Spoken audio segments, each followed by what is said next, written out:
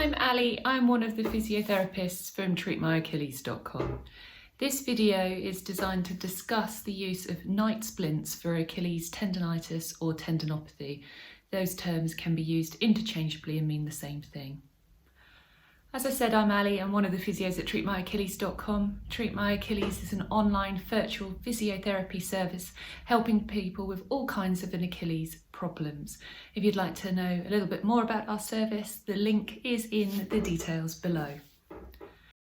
Why do people recommend night splints or a similar thing called a Strasbourg sock?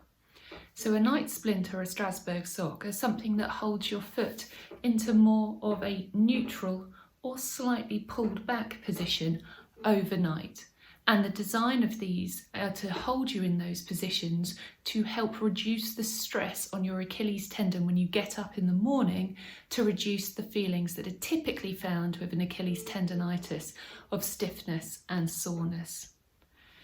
There is a bit of a myth buster here as well. Quite a few people have been told quite alarming stories that when they're getting up and walking in the morning, actually that stiffness, feeling and pain is small little tears happening in your Achilles tendon. Well, this is totally not proven. It's not true at all, and it has absolutely no evidence base in what we understand to happen within that pathology. You would know if you tore your Achilles tendon. We have some extra useful videos that you might like to watch. There's some videos in regards to one Mareka's done about sore and stiff Achilles tendons in the morning. There's some videos describing what a tendinopathy is and why that happens. And there's also videos on tears in the Achilles tendon and how to know whether you've got one of those. So if you're at all confused by this, please take a look at those. So let's look inside the Achilles tendon and see what's happening when we've been diagnosed with a tendinopathy or a tendonitis. The anatomy of an Achilles tendon is made up of lots and lots of collagen fibres, all in nice long straight lines. And there's not just one bundle of these collagen fibres, there's multiple bundles to make that as strong as it possibly can be. When we have an Achilles tendinopathy or tendonitis, it's not every bundle and it's not every fibre that's involved. Actually, it's only a real small portion. If we look in more detail under a microscope at those bundles, we'll see that there is a little bit of fluid-like substance in between and some cells. When we start to develop a tendonitis or a tendinopathy, they can slightly increase, which makes those collagen fibres look a little bit more jacked apart. And if quite commonly an Achilles tendinopathy carries on for a number of months or years, when we then look again under a microscope, it can make those fibres look a little bit more disorganised, a little bit softer and not as stiff. So overnight, we all don't move as much as we do in the day. And when we're all not moving as much as we do in the day, our circulation isn't as active as it was when we're moving. So when we look into that Achilles tendon in your foot, that circulation means that there is an accumulation of some of that fluid type substance in between.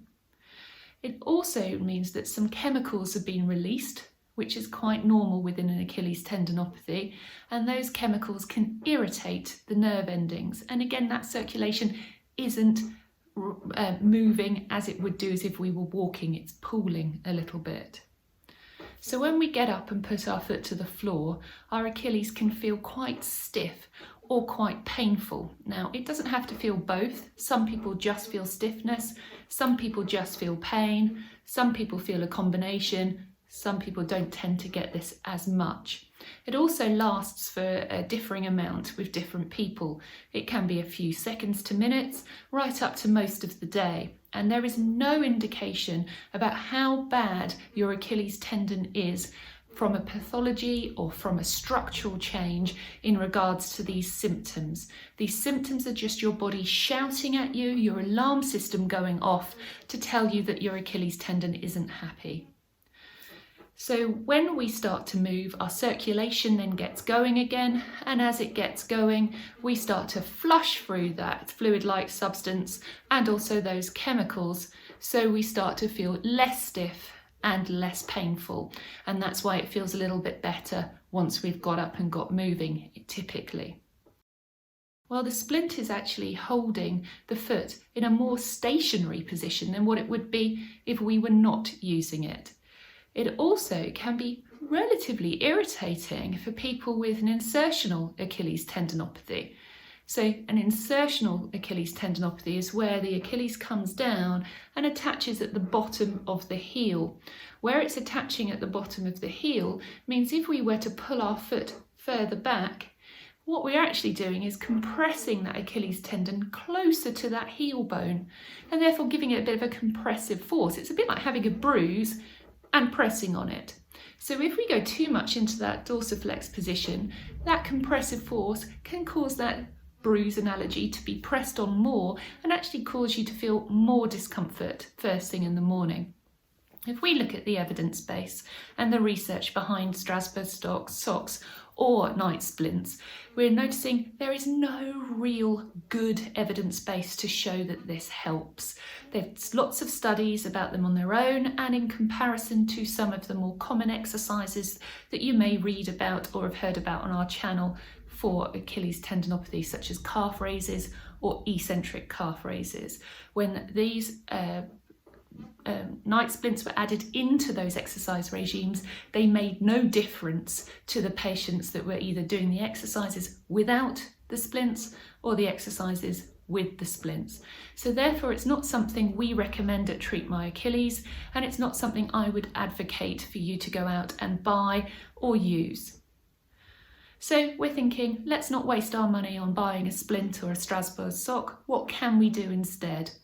Well, the evidence base supports one way of treating really, and that's split into two parts. Firstly, the term relative rest.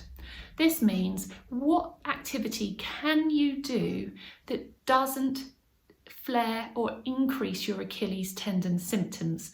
This just doesn't mean whilst you're doing an activity. Sometimes that can actually feel quite comfortable and you get a latent response, a pain later on in the day. And it's about making sure that we're monitoring symptoms for 24 hours after activity, or indeed comparing last week's activity to this week's activity, that we're staying at a very low level, niggly only kind of pain. And there's a good video on how to use pain as a guide for your Achilles tendon activity. The second part to this is then making your Achilles tendon more robust. So therefore, if your activity level is down here at the moment and you want to be up here, whether that's walking more, whether that's going and playing golf, running ultra marathons, jumping, basketball, whatever your sport or activity that you want to do, and we're down here somewhere nowhere near that, the more strength and robustness you have in your Achilles tendon, the more you can do. So over time, doing a progressive loading strengthening program that changes when you can do a level, can you make it more difficult? So you can gradually start to do more. And we also have a selection of videos on that rehabilitation program. If you would like to ask us any questions or have a look at the service we provide, again, the link to treatmyachilles.com is underneath. Thank you very much.